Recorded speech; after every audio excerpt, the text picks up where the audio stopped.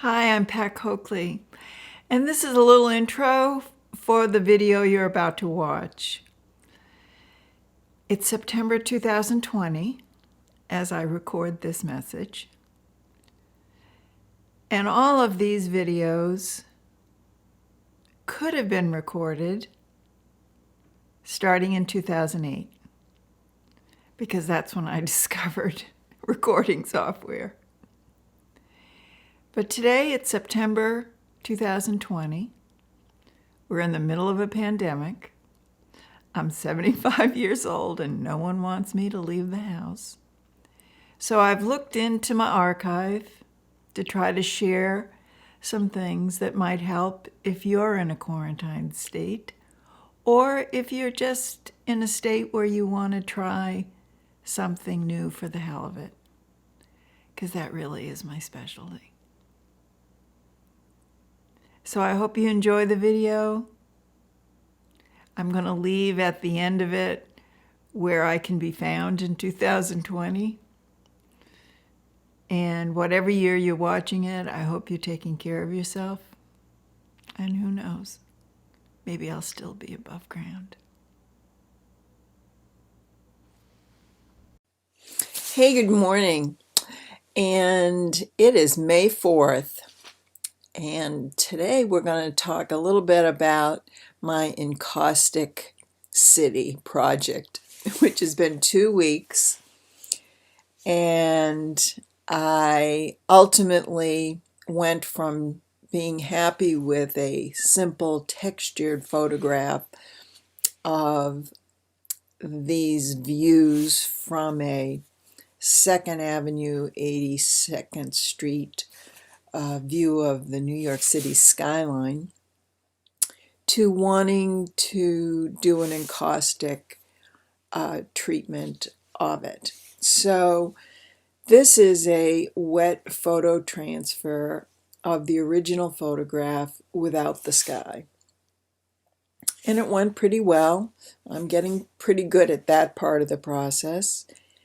And this is the finished transfer onto a 4x6 encaustic board that had wax, warm wax on it.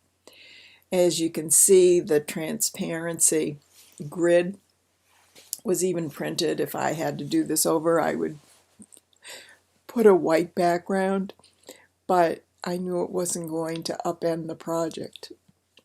No, you can trust me on this one. Just leave it to my painting skills to upend a project, because this is what I ultimately did to this photo transfer. I took oil sticks and looked like I was drinking heavily during the application of them. What can I say? This points up a real problem I have with encaustics, and I don't think I'm alone, but my impulsive nature, I think, leads me to have this problem more often than not. And that is, I can go from having a pretty good product to a just god-awful one in seconds, either by overusing the heat gun or by misuse or abusing some of the pigments. And in this case, it was oil sticks. I just couldn't stop myself. So off I went to Photoshop with a photograph of the hot mess. And I reapplied the layer of the actual photograph onto the hot mess and did a blending mode that eliminated the sky. And I sort of liked where this was going. And I also added another layer of that original photograph, as you can see in the sort of ghost-like skyline that's behind it. Then I started with a rather neutral texture and experimenting with the multiply or the overlay blending mode. And so I said, okay, keep going, keep going. And this is where I kept going in terms of the textures. I decided to end the texture experimentation when I got to this combination. I liked the color distribution of the city, and I liked the textures and the color of the sky area. So I said, okay, I've resurrected the hot mess into something. Then I took another city view from this apartment that I was staying in, and I think it was, best of my memory, 2nd Avenue and 81st or 82nd Street. Facing, at this point, I think southwest maybe. And then I took this photograph that I had taken at a MoMA exhibit several years ago of a radiator, literally a home's radiator, that this exhibit had the contents of an entire Chinese home. And that was the exhibit. And it was fascinating to see all the different things that were part of this home. But this radiator was one of them. And I deliberately did an abstract of it. And when I looked at it years ago, I said, that sort of looks like a city skyline.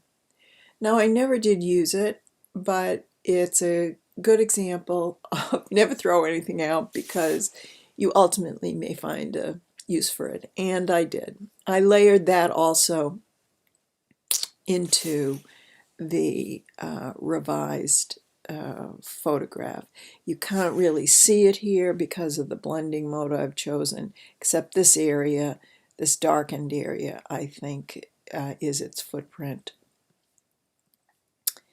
Then I started trying to tweak this, and it just wasn't going anywhere. And then I used a blending mode called difference, which I use very rarely, and yet in this particular circumstance, I knew it would lend itself to a twilight view of the city, which is what I was going for, believe it or not, because I find that to be a magical time looking at a city as dense as New York, when the lights in the building begin to come on and the light is fading outside. So I liked the fact that the illumination was beginning to appear in windows and the shadings, as well as what it was doing to the sky. So I said, okay, I think I'm on the right track here. And this is what I ended with, and that was after applying another layer of the original photograph. And you can more clearly see here what I like, in the sense that you can almost sense that there's life there, that there might be somebody walking along, having a drink or a cigarette or whatever. It just had a sense of city presence and life amidst the city. And so that's why I ultimately chose to go with it. I'm not sure I'm going to do anything more with this, but stay tuned, because I might put it back onto an encaustic board and try wax again. Come visit me, patcoakley.com.